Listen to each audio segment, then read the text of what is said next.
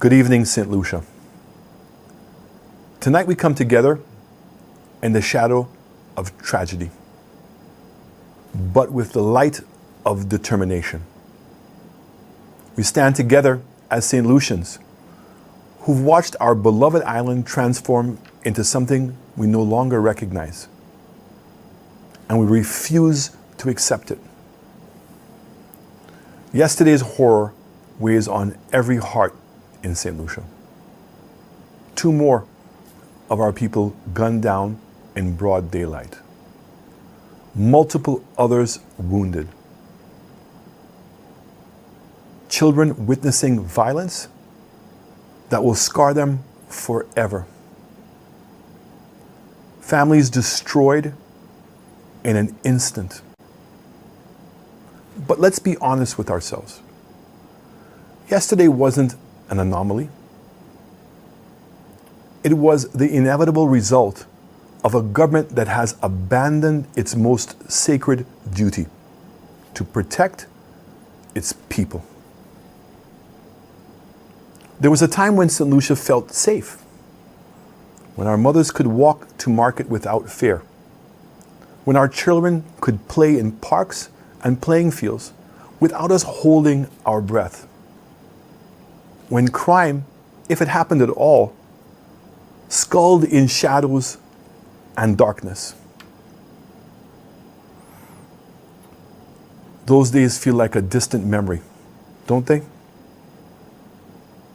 Now our people are murdered in their own homes, gunned down in crowds, shot at markets in the middle of the day.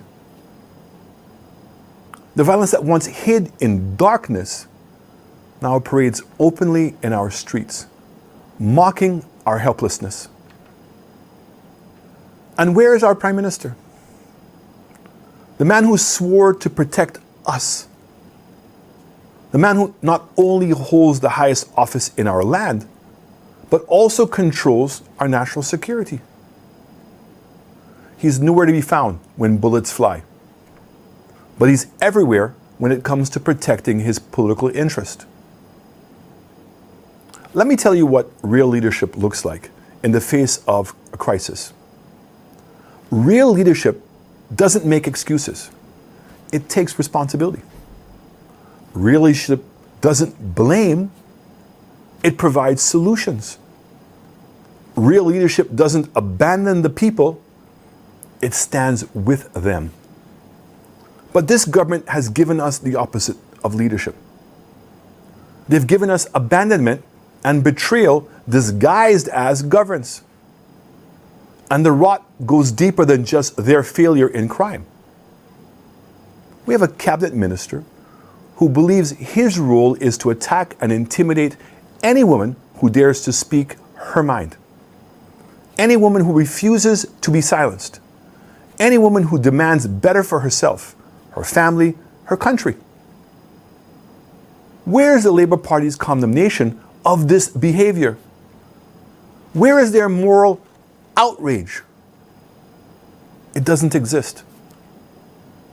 Because they are complicit. They support him. They enable him. They refuse to run a candidate against him because his attacks on women serve their purpose. Think about that. A man unfit for the Labour Party's membership is somehow fit to represent you in Parliament. This is the contempt they have for the people of Saint Lucia. This is not an isolated incident. This is a deliberate pattern. This government systematically works to suppress and silence anyone who challenges them. They want you afraid. Afraid of crime, afraid to speak up, afraid to demand better. Because fear serves their agenda. Fear keeps them in power. But I'm here tonight to tell you that fear is not our destiny. Hope is. The enemy of every autocratic government is hope. They cannot survive when people believe that change is possible, that tomorrow can be better than today, and that their voices matter. That's why they work so hard to crush hope. That's why they enable criminals while attacking citizens. That's why they silence women while protecting those who terrorize communities. But we are here to offer what they fear most, an alternative built on hope, vision, and the unshakable belief that Saint Lucia deserves better. Tonight, I want you to meet the men and women who will restore safety to our streets, dignity to our discourse, and hope to our hearts. These are the people who will right the wrongs that have been done to our beautiful Saint Lucia. Our team to right the wrong: Castries North, Stephen Fravery; Castries Central, Rosh Clark; Castries South, Tommy Descart; Castries Southeast, Guy Joseph; Castries East, Peter Chico; Babino, Titus Preville; Denry North, Bradley Marcel Philogence; Mico North, Elijah Norbert; Viewfort South, Liana Joannes Paul; Viewfort North, Calix Xavier; Choiseul, Bradley Felix; Soufrere, Herod Stanislaus; Ancillary Canaries, Dominic Fede; Groselet, Marcella Johnson; Denry South, Benson Emile; and Labrie, Laura Jean-Pierre Noel. These are the Lucians who have watched our country suffer and decided they no longer can stand by. These are teachers who have seen our children traumatized by violence. These are parents who have lost sleep worrying about their own family's safety. These are community leaders who have held the hands of grieving mothers and said, "Enough." These are public servants who can solve the problems that keep us up at night. These are your neighbors, your friends, your fellow citizens who believe as you believe that we can do better. They understand that government exists to serve and protect, not to rule and intimidate. They know that leadership means standing with the people, especially in their darkest hours. When I had the privilege of serving as your Prime Minister, we proved that strong leadership produces different results. We didn't just talk about fighting crime, we fought it. And communities were safer. We didn't attack women, we elevated them. We didn't enable corruption, we rooted it out. We showed the world that Saint Lucia could be a beacon of hope, prosperity, and progress in the Caribbean. But that work was not finished. Life got in the way. COVID got in the way. Lies and deception got in the way. But the vision, the commitment, the love for Saint Lucia, that never went away. Our commitment has deepened. Our love for Saint Lucia burns brighter than ever. Remember what Saint Lucia was. We see what Saint Lucia can be when government works for the people, not against the people.